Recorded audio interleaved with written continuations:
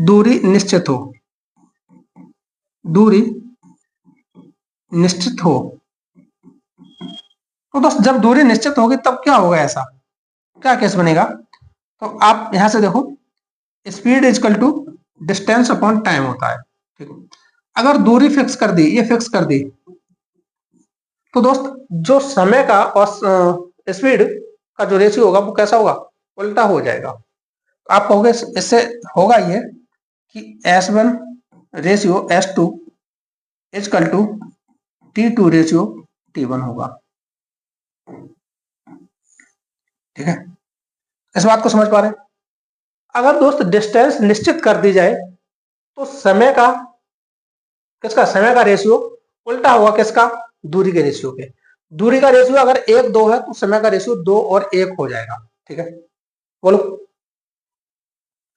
अच्छा, इस बात को ऐसे समझिए दोस्त, अगर हम दूरी ये लेना कि 20 किलोमीटर, 120 किलोमीटर की दूरी है, कितनी, 120 किलोमीटर की दूरी है, ठीक है। और अगर हम आपसे ये कहें कि चाल जो है वो 30 किलोमीटर प्रति घंटा है, चाल 30 किलोमीटर प्रति घंटा है, तो दोस्त समय कितना लगेगा? तो आपको 3 चौक 12, 4 घंटे लगेंगे, ठीक।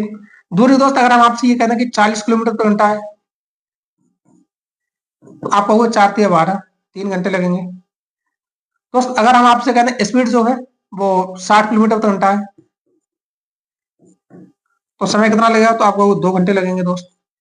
और अगर हम आपसे ये कहते हैं कि जो स्पीड है वो 20 किलोमीटर प्रति घंटा है,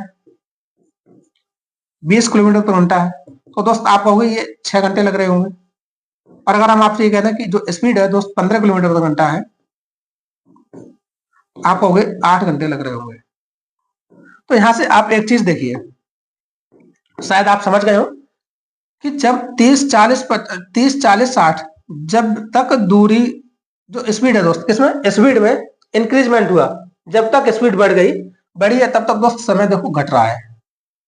समय घट रहा है, नहीं घट रहा?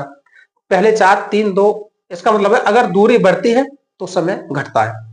इसका मतलब यही तो है कि दोस्त जो रेशियो होगा दूरी का और समय का वो उल्टा होगा। कैसा होगा? उल्टा होगा। जैसे ही आपने स्पीड को बढ़ाना घटाना शुरू कर दिया, यहां से देखो घट गई स्पीड, तो वैसे ही समय बढ़ना शुरू हो गया। तो हो गया ना, हो गया।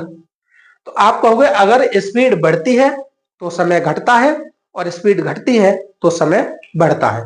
इसका मतलब यही हुआ कि दोनों चालों का जो अनुपात होगा वो समय के अनुपात के उल्टा होगा, व्युत्क्रमानुपाती होगा, ठीक है।